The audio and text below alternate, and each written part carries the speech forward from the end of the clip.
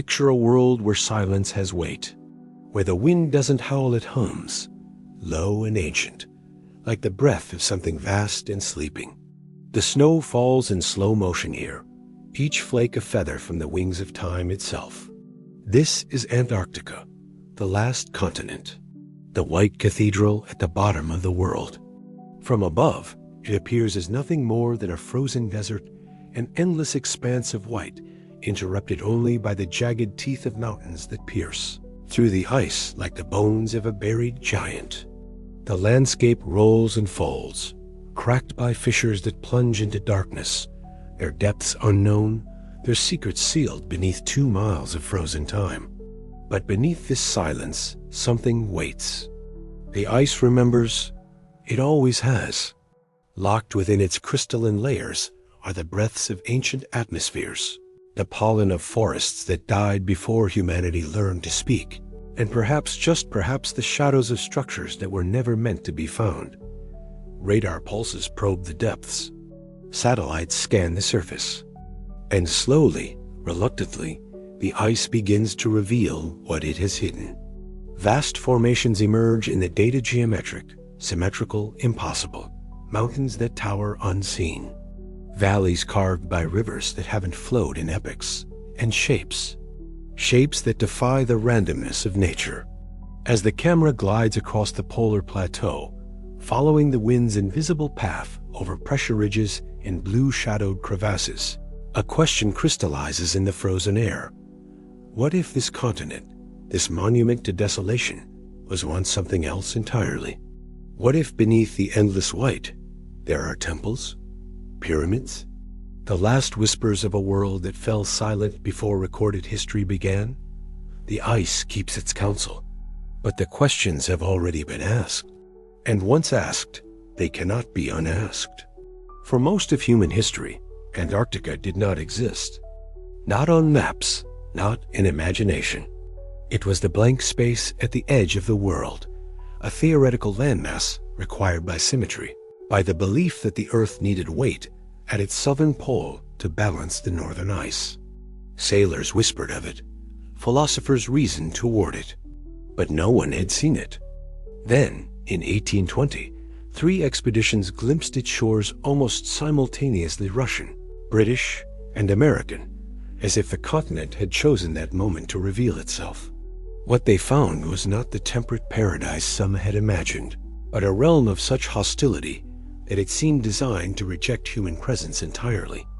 For over a century, Antarctica remained what it appeared to be: a frozen wasteland, lifeless and sterile, valuable only as a crucible for testing human endurance.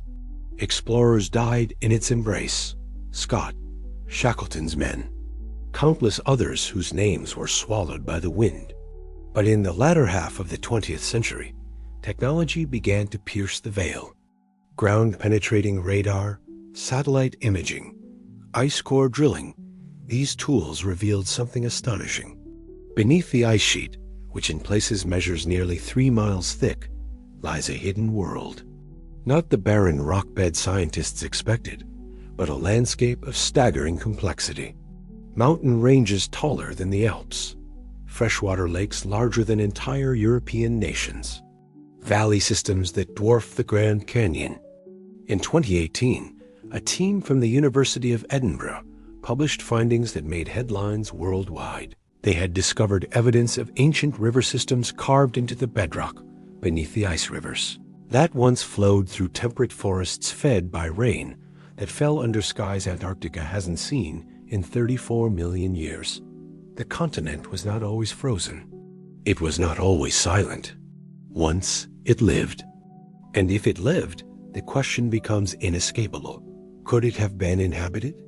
Not by the penguins and seals that cling to its edges now, but by something or someone capable of building, of planning, of leaving behind more than footprints in the snow. The scientific community proceeds with caution. The data is fragmentary. The interpretations are uncertain. But the door has been opened, and through it blows a wind that smells of cedar forests long turned to stone and of secrets buried in ice. In 1929, scholars examining the archives of Topkapi Palace in Istanbul made an impossible discovery. Among the yellowed manuscripts and forgotten charts lay a map drawn in 1513 by an Ottoman admiral named Piri Reis that depicted the Atlantic Ocean with startling accuracy. The coastlines of Africa, South America, and Europe were rendered in detail that would have required advanced surveying techniques, supposedly unknown in the 16th century. But it was the southern edge of the map that ignited controversy. There, sketched in careful ink, was a landmass. Its contours matched the northern coast of Antarctica, not, as it appears today, buried under ice, but as it would look if the ice were stripped away. Mountains were marked in their proper positions. Bays and inlets corresponded with astonishing precision to features that would not be scientifically mapped until the 1950s, using sonar and aerial reconnaissance. Piri Reis himself offered an explanation in the margins of his map. He had compiled it from older sources, some dating back to the time of Alexander the Great and beyond. He claimed to have consulted more than 20 ancient charts, many of which had perished in the fires that consumed the Library of Alexandria. Mainstream historians are skeptical. They suggest the southern landmass is simply a distorted depiction of South America, or perhaps a cartographic error that coincidentally resembles Antarctica. They point out that medieval and Renaissance maps are filled with imaginary islands and speculative geography. Yet the precision troubles even the skeptics. In 1960, Professor Charles Hapgood of Keene State College conducted a detailed analysis and concluded that the map showed knowledge of Antarctica's subglacial topography information that would only become available in the modern era through technology that can see through miles of ice.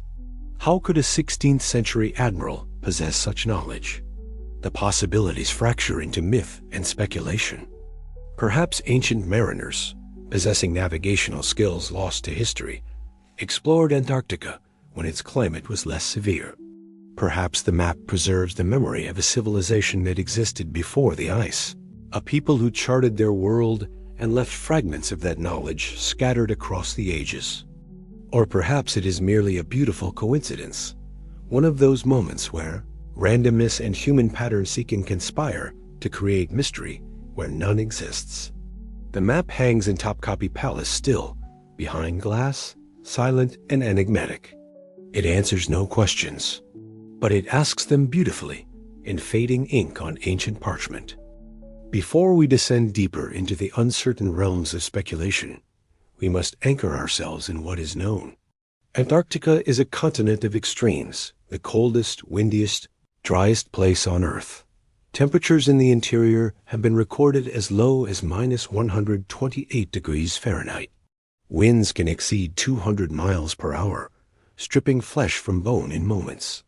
Despite being covered almost entirely by ice, Antarctica is classified as a desert, receiving less annual precipitation than the Sahara. The ice sheet that entombs the continent contains approximately 70% of Earth's fresh water. If it melted entirely, global sea levels would rise by nearly 200 feet, redrawing every coastline and submerging cities that have stood for millennia. Geologically, Antarctica is ancient. Its bedrock dates back over 3 billion years, part of the supercontinent Gondwana that once united South America, Africa, India, Australia, and Antarctica into a single landmass. About 180 million years ago, Gondwana began to fracture.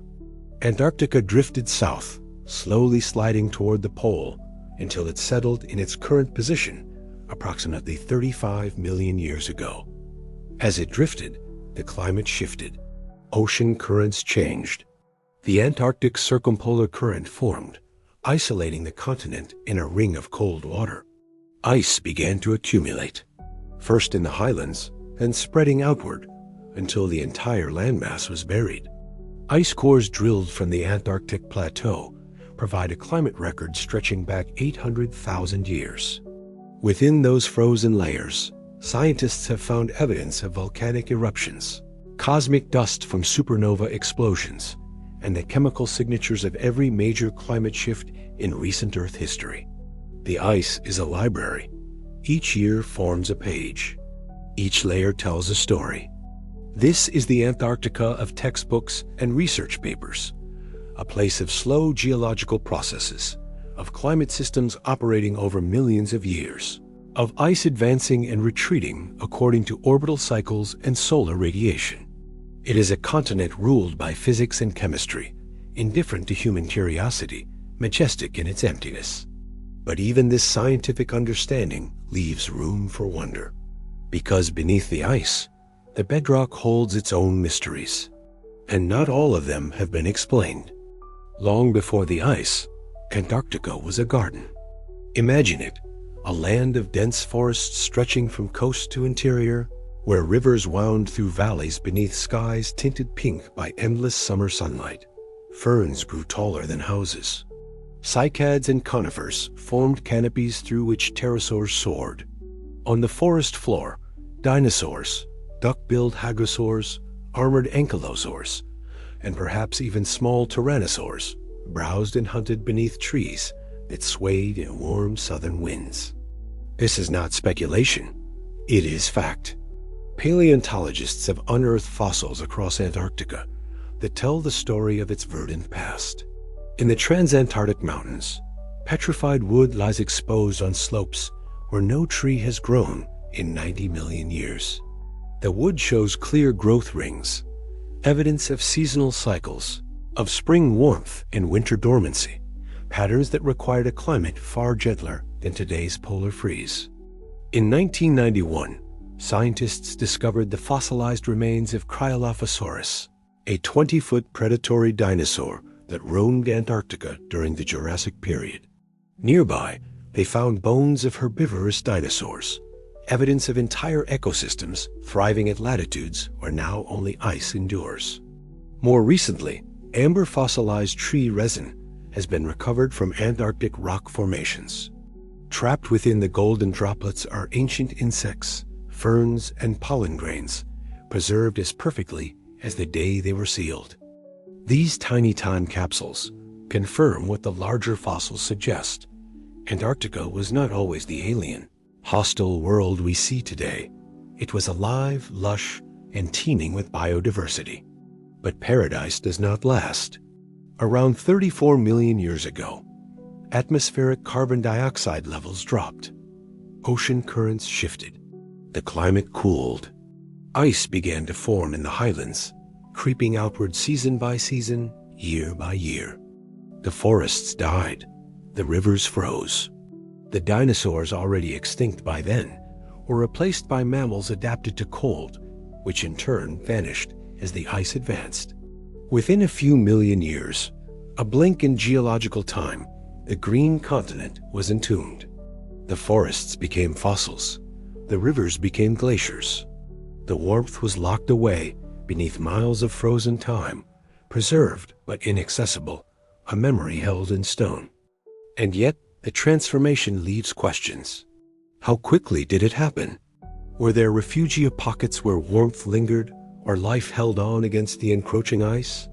Could anything have survived long enough to witness the final freezing, to see the last tree fall, the last river still? The ice does not answer, but it remembers. In the heart of East Antarctica, beneath ice more than 2 miles thick, lies a mountain range that has never been seen by human eyes. The Gamburtsov Mountains. Named after a Soviet geophysicist who first detected their existence in the 1950s using seismic surveys, these peaks rise to heights comparable to the European Alps, some summits reaching over 9,000 feet. They stretch for more than 750 miles, a vast alpine wilderness locked in perpetual darkness beneath the ice sheet. Their existence is a geological enigma. Mountain ranges form through tectonic activity, the collision of continental plates that forces rock upward into peaks and ridges. But the Gamburtsov Mountains sit in the middle of a tectonic plate, far from any boundary where such collisions occur. They should not exist. And even if they once formed through some ancient tectonic event, they should have eroded away long ago. Mountains do not survive unchanged for hundreds of millions of years. Yet here they stand, frozen in time, protected by the very ice that hides them. In 2008, an international team of researchers launched the AGAP, Antarctica's Gamburtsov Province project, deploying aircraft equipped with ice-penetrating radar to map the hidden range in unprecedented detail. What they found deepened the mystery. The mountains possess the sharp, jagged profiles typical of young, recently formed peaks, the kind of relief that should have been worn smooth by erosion after a few million years. But geological evidence suggests the Gamburtsov Range is ancient, perhaps more than 500 million years old. How could such ancient mountains retain their youthful appearance? The answer, researchers believe, lies in the ice itself. When the Antarctic ice sheet began to form, it acted as a protective shell, preserving the mountains beneath it, shielding them from wind, rain, and the relentless grinding forces that sculpt landscapes. The ice became a vault, and the mountains became artifacts sealed within. But the ice also raises questions. Between the mountain peaks lie deep valleys, some more than 6,000 feet deep. These valleys remain ice-free at their base, warmed slightly by geothermal heat rising from the Earth's interior. In these subglacial valleys, liquid water exists, forming streams and lakes that have been isolated from the surface world for millions of years. Could these hidden valleys harbor more than water? Could they preserve remnants of Antarctica's green past microbial life, clinging to existence in eternal darkness, or sediments containing organic material from the forests that once grew here? Or could they hide something else entirely, something placed there, deliberately, by hands that knew the ice was coming and chose these valleys as a sanctuary, a repository, a temple beneath the ice? The mountains keep their silence, but the questions echo in the darkness between their peaks. In the winter of 1946, barely a year after the end of World War II, the United States Navy launched the largest Antarctic expedition in history, Operation High Jump. Officially, it was a research mission, a bold endeavor to test military equipment in polar conditions, establish American presence on the continent, and train personnel in cold weather operations. The scale was extraordinary. 13 ships, 33 aircraft, and nearly 5,000 men under the command of Admiral Richard E. Byrd, America's most celebrated polar explorer. The mission was scheduled to last 6 months. It ended abruptly after only 8 weeks. The official explanation cited unexpected weather conditions and equipment failures. Admiral Byrd returned to the United States, gave several debriefings, and spoke little of what had occurred in the ice. The extensive documentation from the mission photographs, logs, survey data was classified, much of it remaining sealed for decades. And into that silence, speculation rushed like water into a vacuum. Rumors began to circulate, fed by the secrecy and the strange timing of the mission's termination. Some claimed that Byrd's fleet had encountered advanced aircraft disc-shaped craft that moved with impossible speed and maneuverability, emerging from bases hidden within the ice. Others whispered of underground installations, of technology left behind by forces that had sought refuge in Antarctica during the final days of the war. In a 1947 interview with a Chilean newspaper, Admiral Byrd allegedly made a cryptic statement that the United States must prepare defenses against aircraft that could fly from pole to pole at incredible speeds. The quote has been disputed, possibly mistranslated or fabricated entirely, but it became a cornerstone of conspiracy theories that persist to this day. What is documented is this: Operation High Jump made extensive flights over the interior of Antarctica, photographing vast regions that had never been aerially surveyed. One aircraft was lost, crashing into the ice with 3 men aboard. The mission established the first permanent American research station on the continent. And then, without completing its objectives, it withdrew. Decades later, declassified documents revealed more mundane explanations, logistical challenges, political pressures, and the harsh reality that 1940s technology was insufficient for sustained Antarctic operations. But the declassifications were incomplete. Gaps remained in the record. Photographs were missing. Entire flight logs were redacted. Perhaps there is nothing more to find. Perhaps the mystery is simply the result of Cold War-era secrecy, colliding with the human hunger for hidden truths. Perhaps Operation High Jump was exactly what it claimed to be, a military training exercise that went poorly and ended early. But the ice remembers. And in its memory, certainty dissolves into frost and shadow. The Nazi obsession with Antarctica is a matter of historical record, though the truth is tangled with mythology like vines around ruins. In 1938, Germany launched the German Antarctic Expedition, deploying the ship *Schwabenland* to the region now known as Queen Maud Land. Over several weeks, aircraft flew extensive reconnaissance missions, photographing hundreds of thousands of square miles and dropping thousands of metal swastikas onto the ice to claim the territory for the Third Reich. They called it Neues Schwabenland, New Swabia. The official purpose was to scout locations for a whaling station and to assert German presence in a region rich with marine resources. But the expedition's timing on the eve of World War II and its military character sparked questions. Why such urgency? Why such secrecy? After the war, rumors metastasized into legend. Stories spread of Base 211, a secret Nazi installation built into the mountains of Neuschwabenland, where SS scientists allegedly conducted advanced weapons research, protected by the continent's isolation and the ice's impenetrable walls. Some tale-lies grew even more fantastic, claiming that high-ranking Nazis fled to Antarctica in the war's final days, escaping justice by hiding in subterranean complexes equipped with stolen technology. These stories are almost certainly fiction Cold War, paranoia mixed with pulp science fiction, and the enduring human fascination with hidden enemies. No credible evidence has ever emerged for Base 211. No photographs, no documents, no physical remains. Post-war investigations found nothing. And yet, the kernel of truth at the center cannot be dismissed.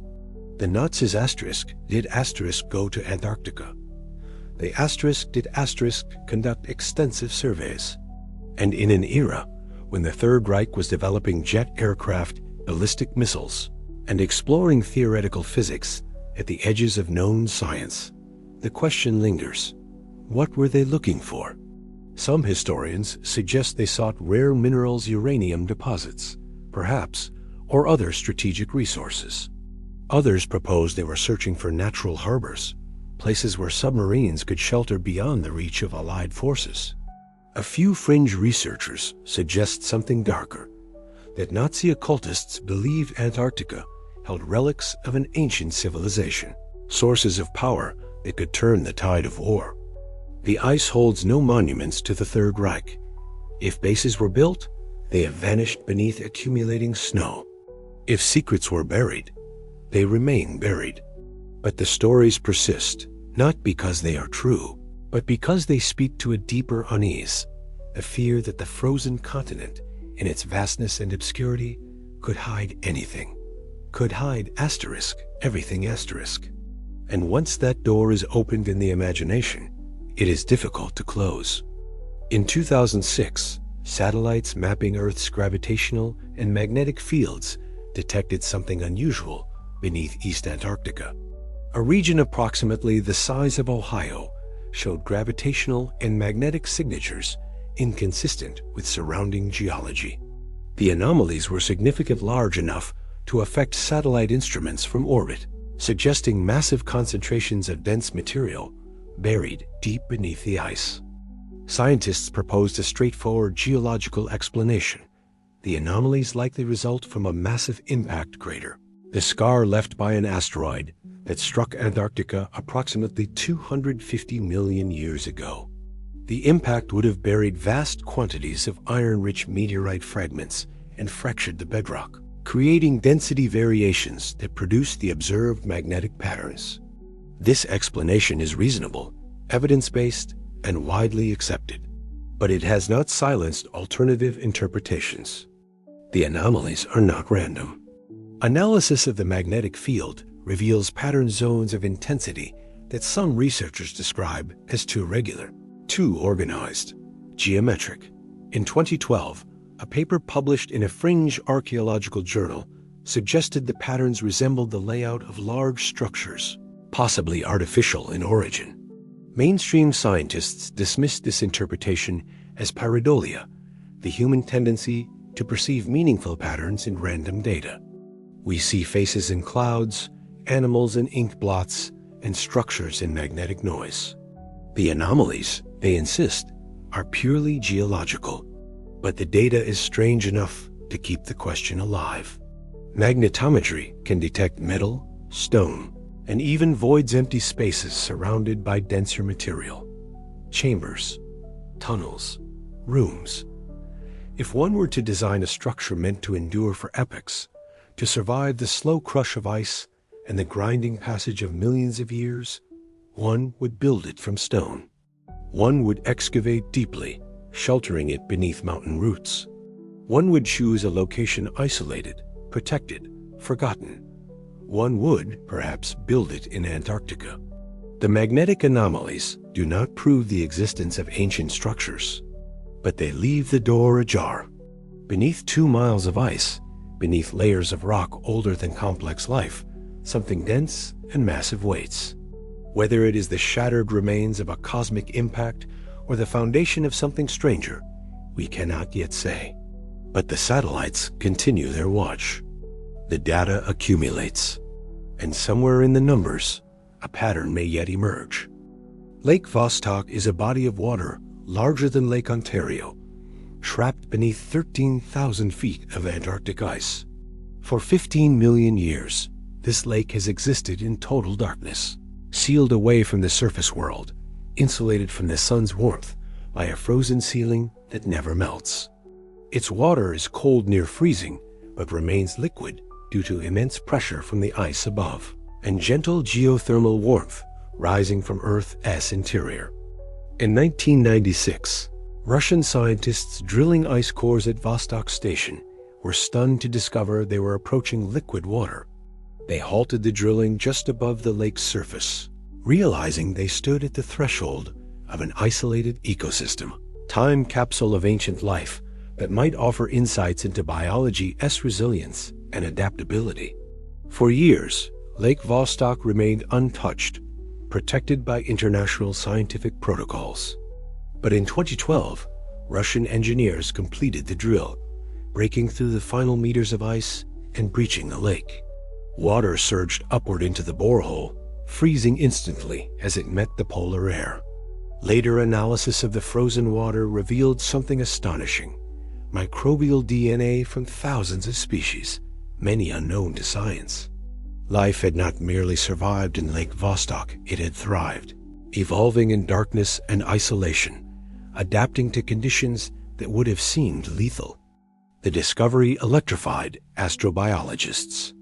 If life could persist in Lake Vostok, it might survive beneath the ice shells of Europa, or Enceladus moons of Jupiter and Saturn, where similar subsurface oceans are believed to exist.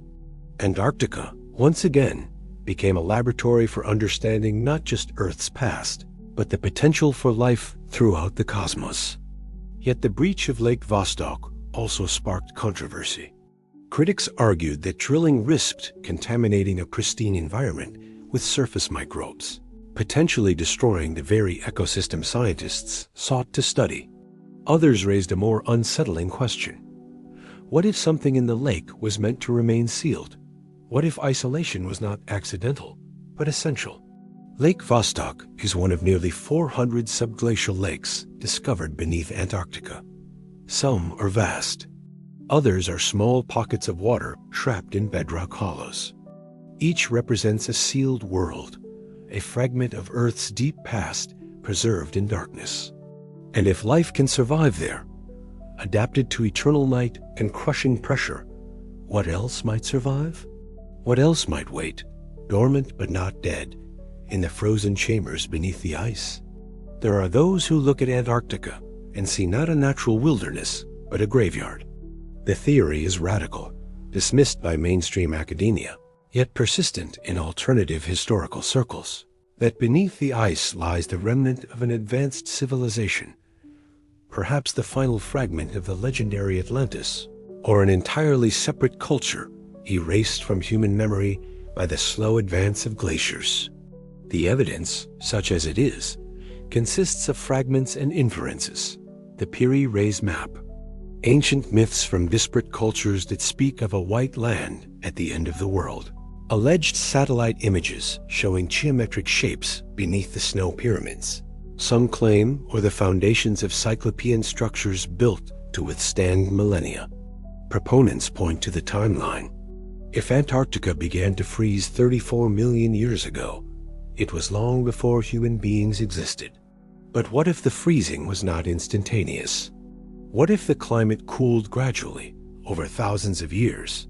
And what if humans or another intelligent species existed during that transitional period? Anatomically, modern humans appeared approximately 300,000 years ago, but the archaeological record is incomplete. Vast stretches of prehistory remain blank, known only through scattered stone tools and fragmentary bones. If a civilization arose during this deep past and flourished in Antarctica while the continent was still temperate, its existence would now be buried under ice, invisible to conventional archaeology. The hypothesis stretches plausibility. Human civilization, as we understand it, began perhaps 10,000 years ago with the Neolithic Revolution. Writing, cities, monumental architecture all emerged within the last 5,000 years. Antarctica froze millions of years before any of this. But the human story is not the only story. Could another intelligent species have arisen in Earth's long history, flourished, built, and then vanished, leaving only traces locked in ice and stone? Evolution has had billions of years to experiment. Dinosaurs ruled for 165 million years. Humanity has been here for a fraction of that span. Could intelligence have emerged before us, built civilizations in Antarctica's green valleys, and then disappeared as the ice descended? There is no proof. No artifacts have been recovered. No ruins have been confirmed. The theory remains speculative, built on possibilities rather than evidence. But the ice is deep, and much of it remains unsurveyed. Radar can show shapes, but cannot reveal detail. Satellites can detect anomalies, but cannot interpret them. If temples exist beneath the ice, they will not announce themselves. They will wait, silent and patient, until the ice retreats or technology advances enough to reach them. Until then, they remain what they have always been, a question frozen in time. Every culture on Earth carries a memory of deluge. The Mesopotamian epic of Gilgamesh speaks of Utnapishtim, who built an ark to survive a flood sent by the gods. The Hebrew Bible recounts Noah and the waters that covered the mountains. Hindu texts describe Manu, warned by a fish to build a boat before the world drowned. Greek, Chinese, Polynesian, and indigenous American traditions all preserve stories of a great rising, a cataclysmic flood that reshaped the world. Geologists have identified a likely source for these myths: the end of the last ice age, approximately 11,600 years ago. As global temperatures rose, ice sheets covering North America and Europe melted, releasing vast quantities of water into the oceans. Sea levels rose dramatically in some periods, as much as several meters per century. Coastal settlements, river valleys, and low-lying plains were inundated. For the people living through it, the flood would have seemed apocalyptic, a divine punishment reshaping the earth. But what if the flood myths preserve another memory, not of rising seas, but of shifting continents? Charles Hapgood, a history professor at Keene State College, proposed a controversial theory in the 1950s: Earth crust displacement. Hapgood suggested that the entire outer crust of the planet could, under certain conditions, shift relative to the mantle beneath it. Such a shift would be catastrophic, moving entire continents thousands of miles in a geological instant, dragging tropical lands to polar regions and vice versa. If Hapgood was correct, Antarctica might once have been located at a temperate latitude, its climate warm enough for forests and civilizations.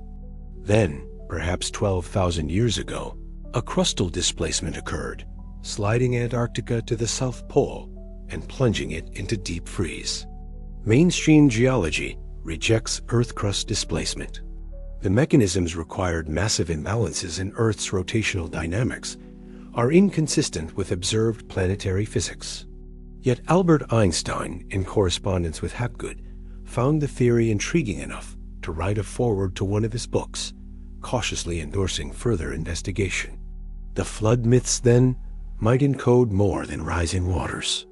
They might preserve a memory of catastrophe, of a world turned upside down, of lands swallowed by ice instead of sea, of civilizations wiped away, not by drowning, but by freezing.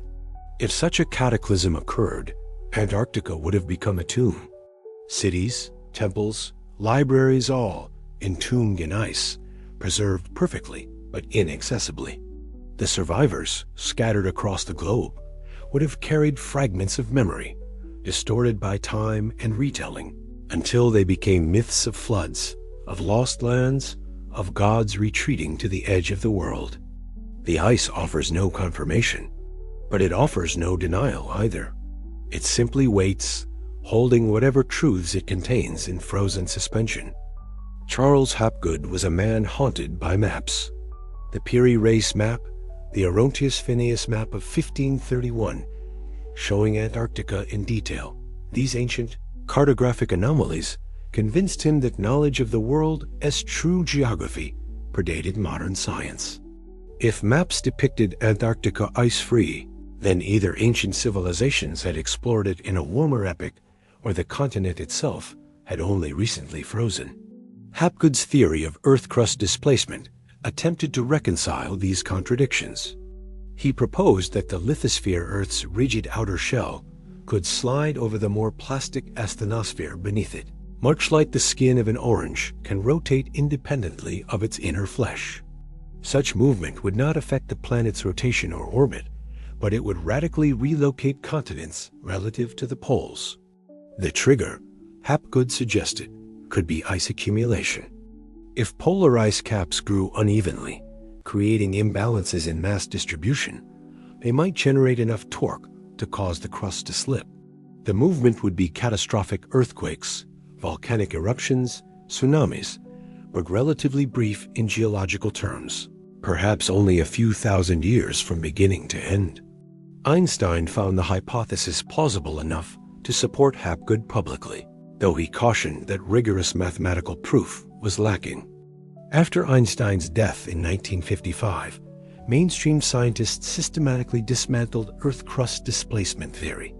Plate tectonics, discovered and confirmed in the 1960s, offered a better explanation for continental movement.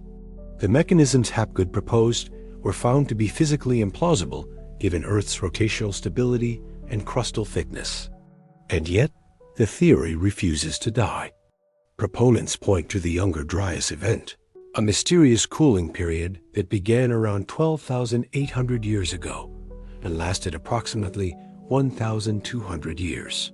Temperatures dropped suddenly, ice sheets re-advanced, and megafaunal species across North America went extinct.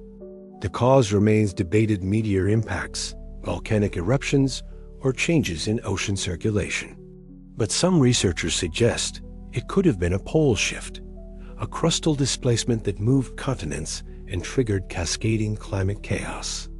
If such a shift occurred, Antarctica could have been temperate until that moment. Civilizations, if they existed, would have had mere decades or centuries to adapt before the ice descended. Too fast to evacuate, too sudden to leave warnings. The geological record shows no evidence of crustal displacement within human timescales. Antarctica's position has been stable for millions of years. The ice cores confirm this. The sediments confirm this.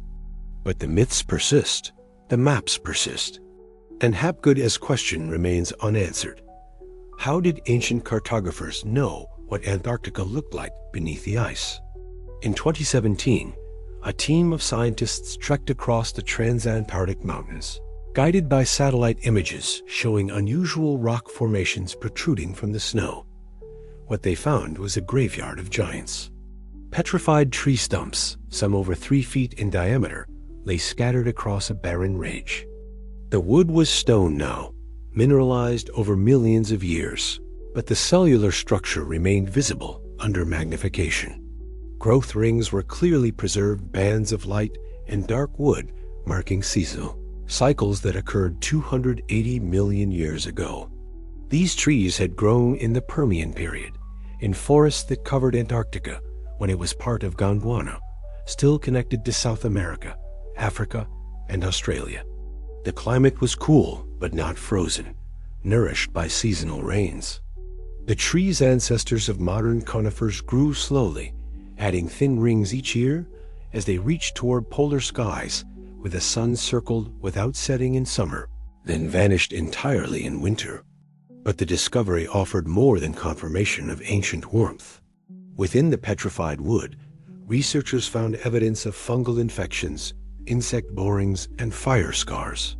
These trees had faced challenges, survived storms, endured disease, lived in every sense of the word.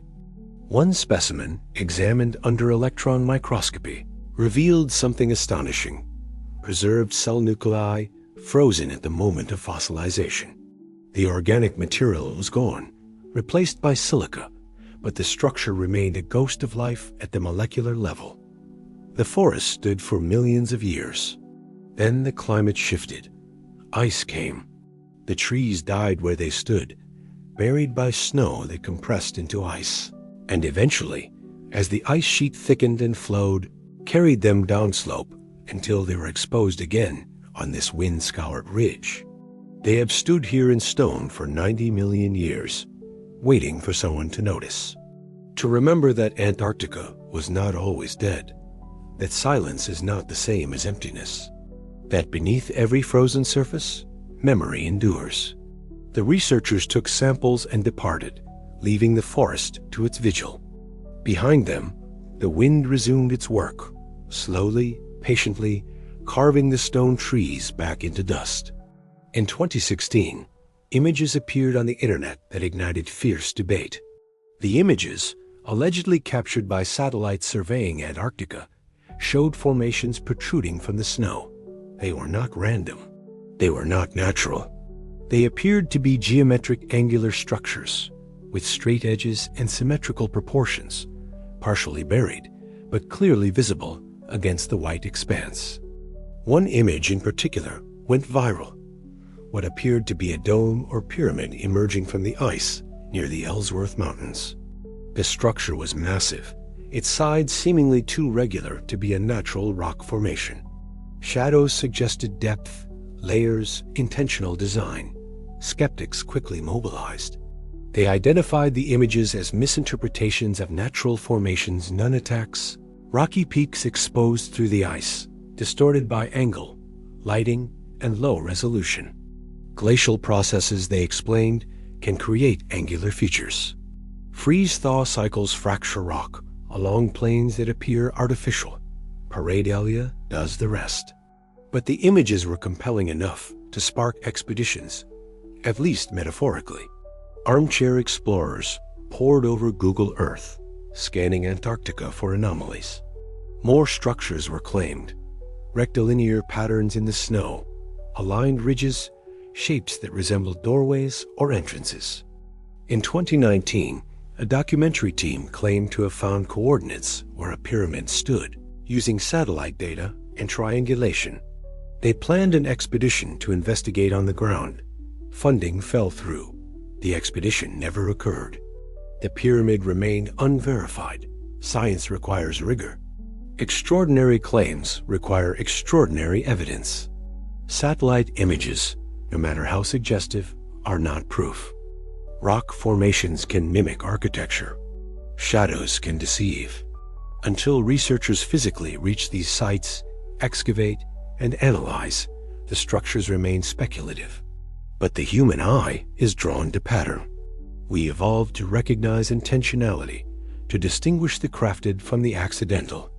And when we see angles and symmetry emerging from a landscape dominated by chaos, we cannot help but wonder.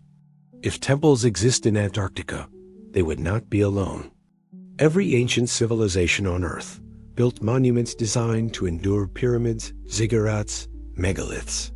Structures intended to outlast their creators, to serve as messages to the future or to the gods. If Antarctica once hosted such a civilization, it would have done the same. It would have built. And if it built from stone, those structures might still stand, entombed but intact, waiting beneath the ice for the day when the sun returns and the frost retreats. Until that day, they remain ghosts in satellite images, ambiguous, tantalizing, just beyond the threshold of proof. Mythology is memory disguised as story. When we sift through the world's oldest texts, Sumerian tablets, Egyptian hieroglyphs, Hindu Vedas, we find repeated references to a distant land of ice and mystery, a place where gods retreated after the Great Deluge, or where the first beings descended from the stars. The Sumerians spoke of the Abzu, the primordial abyss beneath the earth, from which wisdom flowed. Egyptian mythology referenced the Duat, an underworld of cold and darkness where souls were judged. In Polynesian traditions, tales speak of a frozen homeland far to the south, abandoned after the ancestors migrated northward across the ocean. Could these myths encode knowledge of Antarctica? Researcher Rand Flemath has argued that many ancient myths share a common origin: a global maritime civilization predating known history, which explored and mapped the entire Earth before being destroyed in a cataclysm. Fragments of this civilization's knowledge, he suggests, were preserved in the mythologies and sacred texts of successor cultures distorted by time, translated across languages, but retaining kernels of truth. The white land at the end of the world, the frozen realm where gods slept, the abode of the dead, cold and silent beneath starless skies. These descriptions, Flemath argues, fit Antarctica, a continent known to ancient navigators and remembered in myth after it was buried by ice. Critics dismiss this interpretation as overreaching. Myths are symbolic, they argue, not cartographic. References to cold and darkness are archetypal, reflecting human fears and the universal experience of winter, not specific memories of a southern continent. Yet the parallels are striking. In Plato's account of Atlantis, he describes a land beyond the Pillars of Hercules, the Strait of Gibraltar, swallowed by catastrophe. Some have suggested Atlantis is an allegory, a philosophical fiction. Others propose it was a real place, mislocated or misremembered. A few argue it was Antarctica, temperate and inhabited before the ice. If myths preserve memory, then what they remember is not always literal. They encode patterns, shapes, relationships, truths too large or too old for direct language. The white land may not be a coordinate. It may be a metaphor for endings, for the edge of the known world, for the place where warmth surrenders to cold.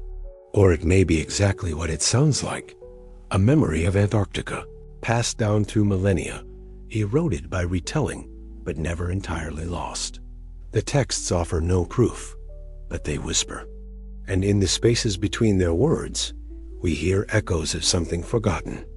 Ice is the most perfect preserver nature has ever devised. Unlike stone, which weathers and crumbles, or organic sediments, which decay and dissolve, ice encases and suspends.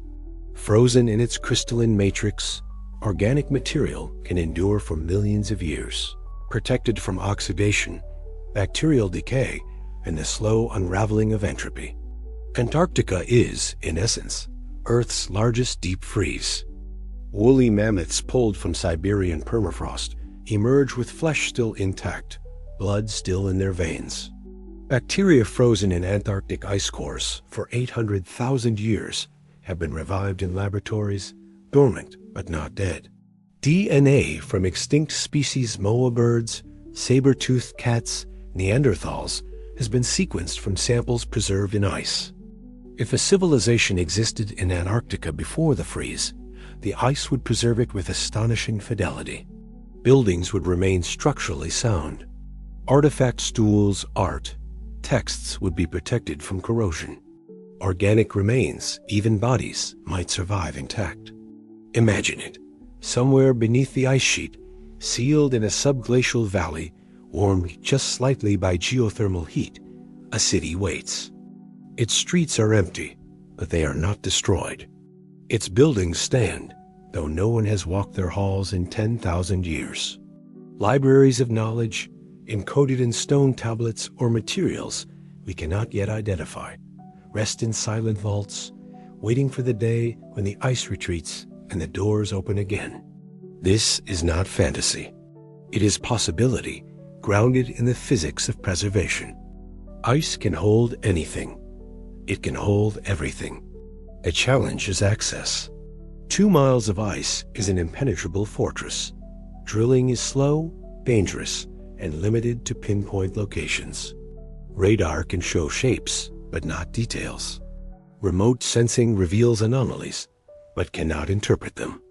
Yet technology advances. Ice-penetrating drones, autonomous submarines designed to explore subglacial lakes, cryobots capable of melting through ice-all are in development. Within decades, we may have tools capable of reaching the hidden valleys, of exploring the chambers beneath mountains, of uncovering what the ice has kept secret. And when that day comes, when the first robot descends into a sealed valley and its cameras light the darkness for the first time in millennia, what will it find? Fossils, perhaps. Evidence of ancient forests, frozen rivers, the bones of creatures that once roamed green Antarctica. Or perhaps it will find more. Perhaps its lights will fall on carved stone, on structures too regular to be natural, on the remnants of a civilization that built against the coming cold and left its works behind, trusting the ice to remember. The archive is waiting. The pages are frozen, but the story has not ended. Antarctica is one of the best places on Earth to watch the stars. The atmosphere is thin and dry, free of the moisture that blurs astronomical observations elsewhere. Light pollution is non-existent. The long polar night offers months of continuous darkness, uninterrupted by dawn. Observatories scattered across the continent at the South Pole, at Dome Sea, and remote outposts take advantage of these conditions to study the cosmos with unparalleled clarity. Telescopes peer into the cosmic microwave background, capturing echoes of the Big Bang, neutrino detectors buried beneath the ice track particles from distant supernova. Astronomers map the heavens with instruments that would be impossible to operate anywhere else. But perhaps Antarctica's skies have been watched before. Many ancient structures align with astronomical phenomena. The pyramids of Giza correspond to Orion's belt. Stonehenge tracks the solstices. Mayan temples incorporate solar and lunar calendars with astonishing precision. These alignments were not decorative. They were functional, encoding knowledge of celestial cycles, marking seasons, predicting eclipses. If a civilization built in Antarctica, it would likely have watched the stars. The polar sky's unique stars do not rise and set as they do at lower latitudes, but circle endlessly around the celestial pole. Certain constellations never appear, others never vanish. The experience of the heavens is fundamentally different here, and any culture inhabiting Antarctica would have developed astronomy suited to this view. Could structures beneath the ice align with stellar patterns? Could their orientation encode knowledge of celestial mechanics, preserved in stone? The Egyptians believed the pyramids were aligned to facilitate the pharaoh's ascent to the stars. The Inca revered certain peaks as places where Earth touched the sky. Cultures worldwide associated high, remote places with gods and cosmic order.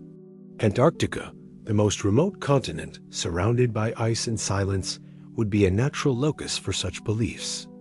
If temples exist beneath the ice, they may point toward stars we no longer recognize, stellar configurations that existed thousands of years ago.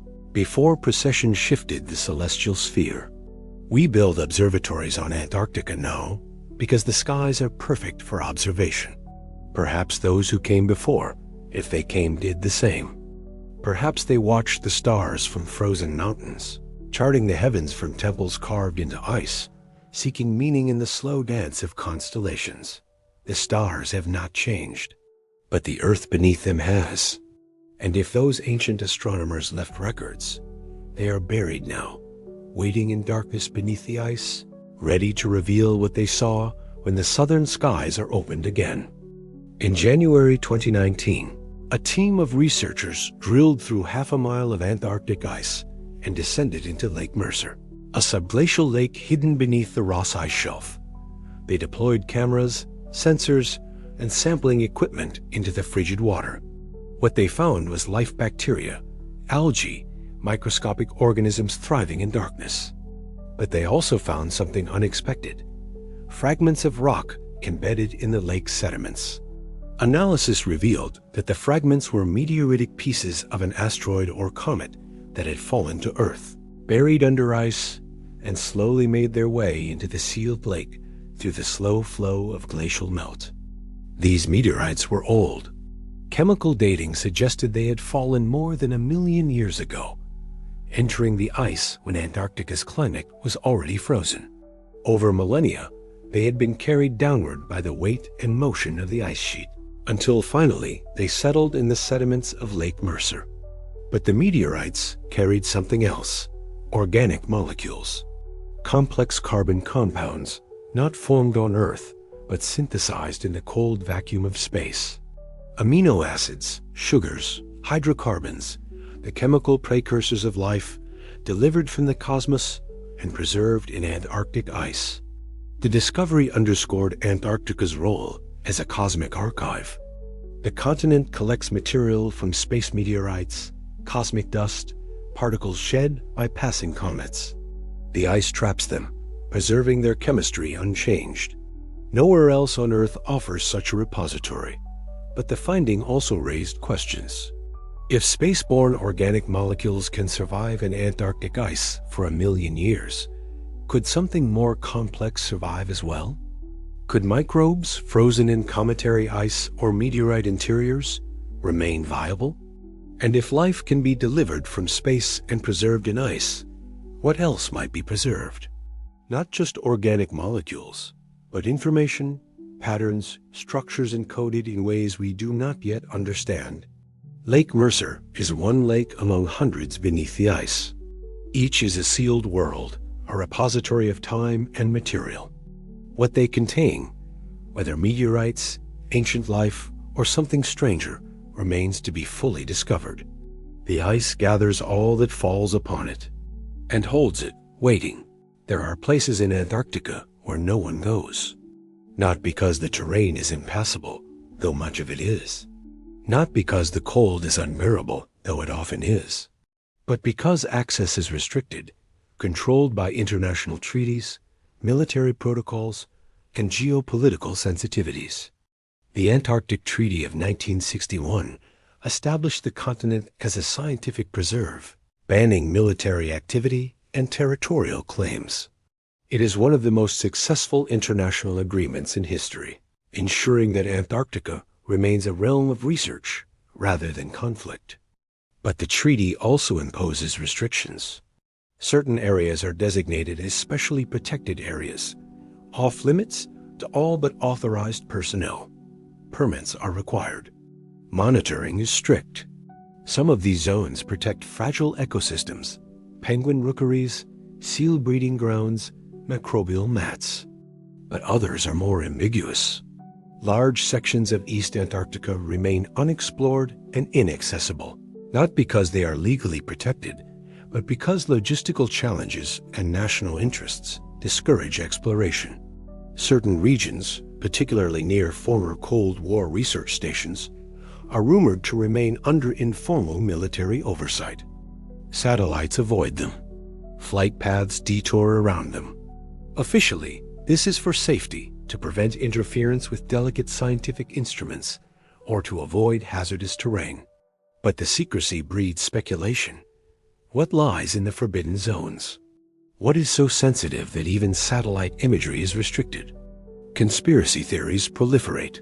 Some claim hidden bases, not abandoned relics of past expeditions, but active installations, conducting classified research on weather modification, advanced propulsion, or technologies reverse engineered from sources unknown.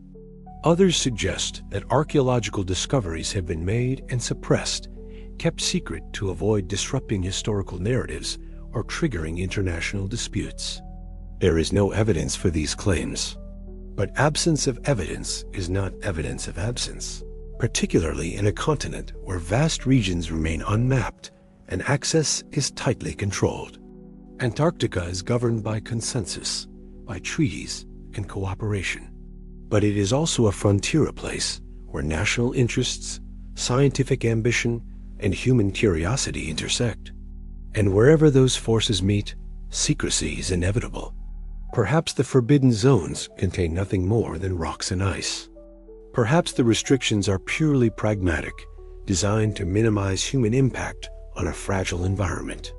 Or perhaps there are things beneath the ice that governments have decided are better left undisturbed, better left sealed, better left forgotten, until the day when they cannot be ignored any longer. Memory is not unique to living things. Water remembers its path rivers carve channels that guide future floods. Stone remembers pressure crystals align according to ancient stress. Ecosystems remember disturbance succession patterns reflect fires and storms from centuries past. Ice, too, remembers. Each layer records the atmosphere of its time dust, from volcanic eruptions, isotopes from solar flares, pollen from distant forests. Ice cores are archives of Earth's breath, preserving 1 million years of climate history in frozen layers. But could ice remember more than chemistry?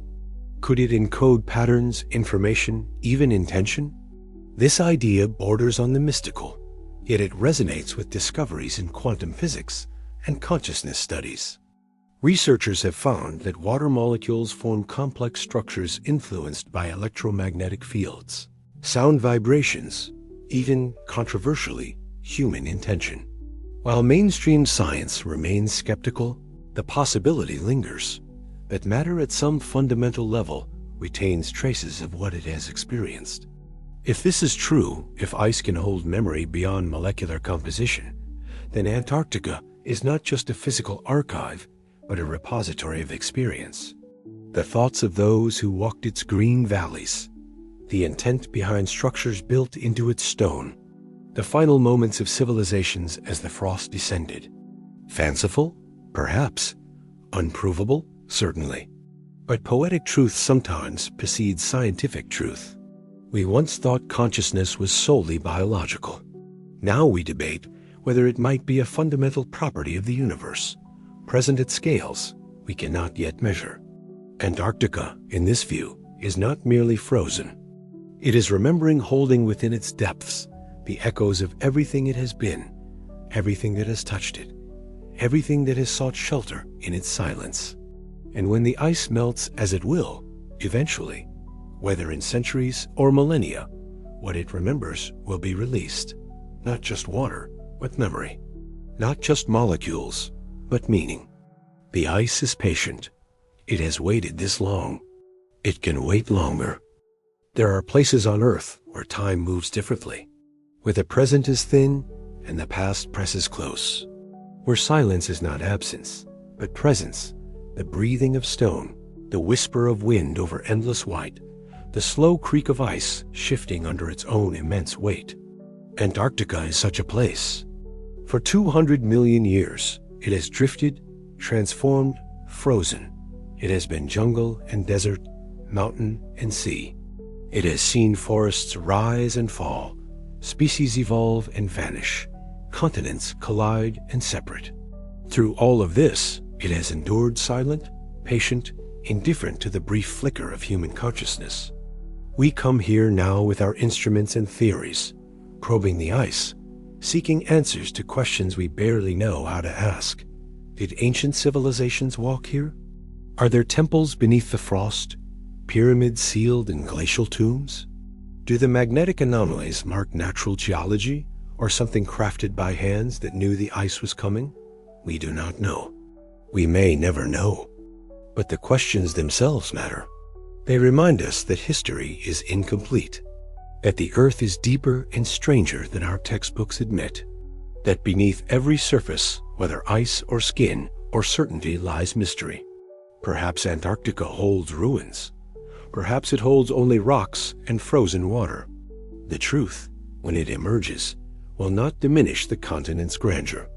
If temples exist, they will tell us we are not the first to seek permanence in stone. If they do not, we will learn that the universe is full of patterns that mimic intention, that nature creates its own cathedrals without architects.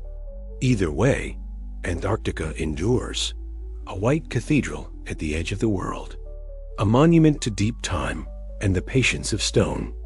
The auroras shimmer above, the ice stretches below, and somewhere between light and darkness, between past and future, between the known and the unknowable, the continent keeps its silence, waiting, remembering, dreaming beneath the endless white.